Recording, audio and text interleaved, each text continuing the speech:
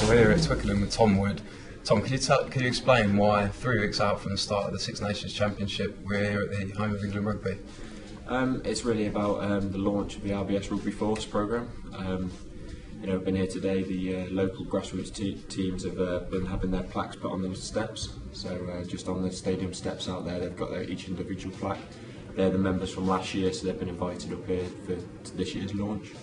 And it's really about getting back into the community and helping the local clubs to help themselves in terms of their renovation and making them sustainable going into the future.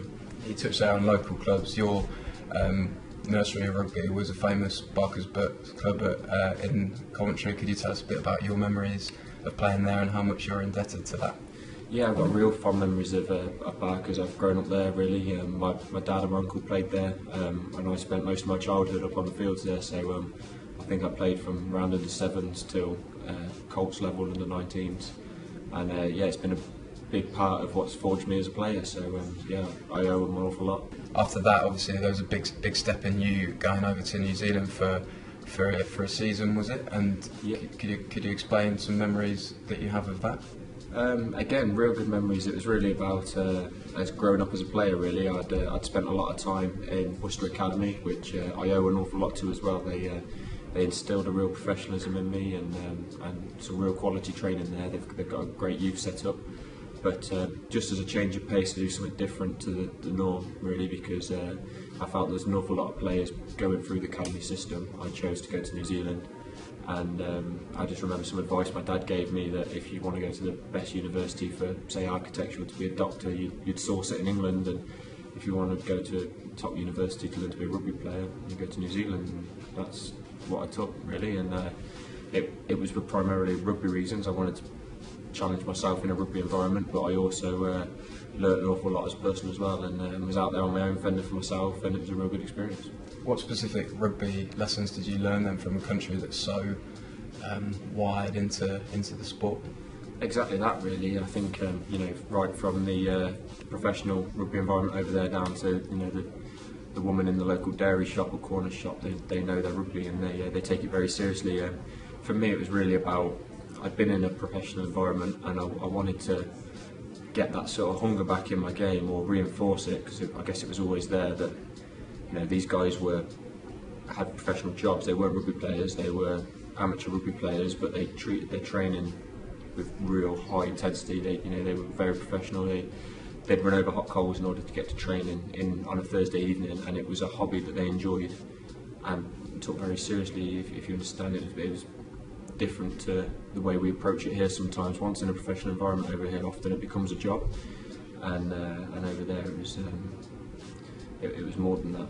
It was a way of life in a way, and that's the approach I tried to take. And if we look at 2011 as a whole, would it be fair to say there was something as a roller coaster from making your England debut to a great end of the season for Saints to that tournament?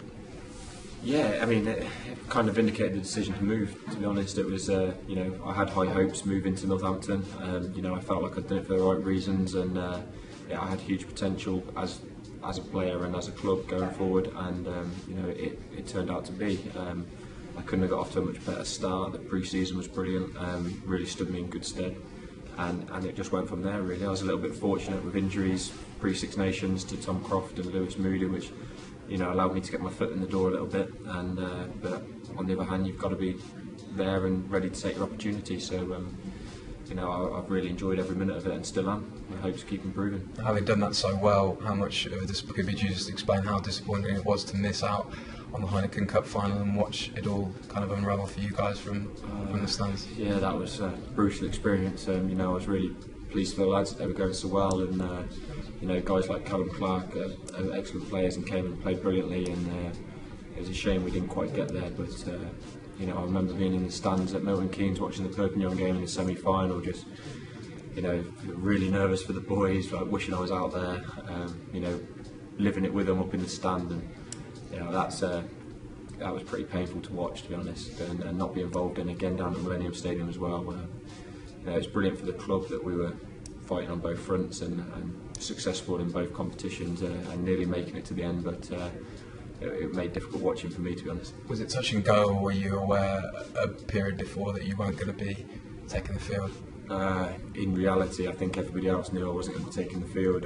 No one told me. I was training with the lads pre-game in the build-up to the game, running on one leg in an absolute mess. Probably it would have been funny to catch that on camera because I got a fair bit of stick off the lads. But you know, I was desperate to play. I worked really hard.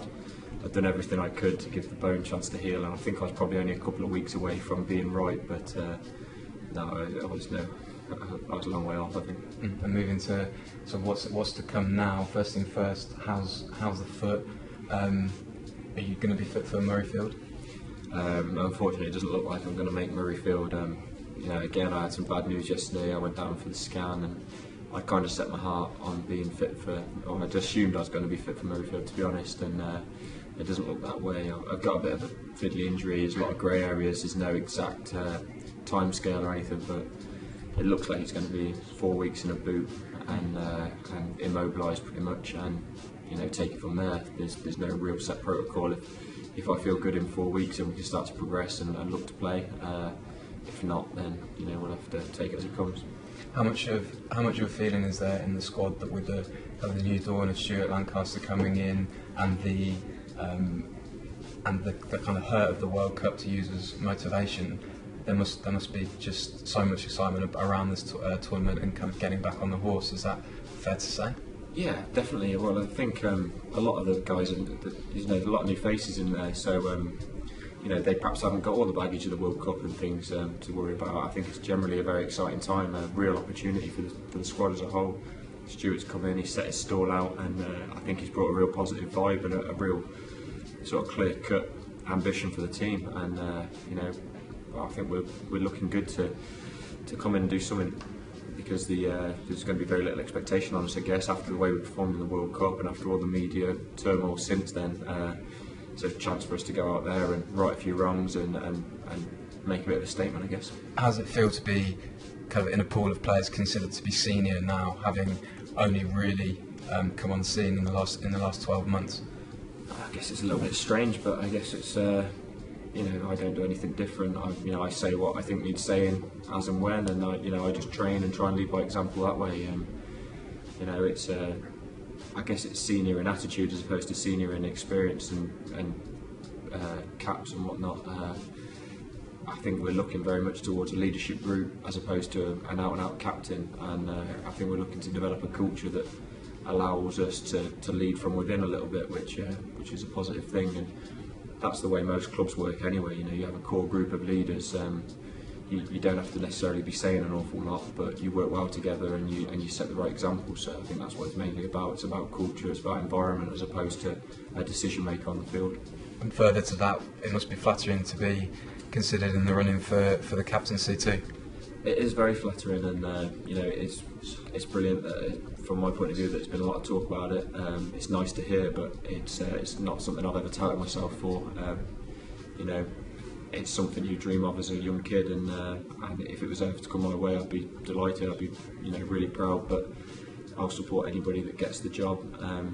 You know, it's like I say, it's more of a team thing. I think we need to get the foundations of the team right before we hang all our hopes on an individual. But you know, we've got a lot of leaders in the team, a lot of good candidates, and you know, if the coaches were to see me as a potential, then you know, that'd be very flattering, and I'd bite the hands off, to be honest.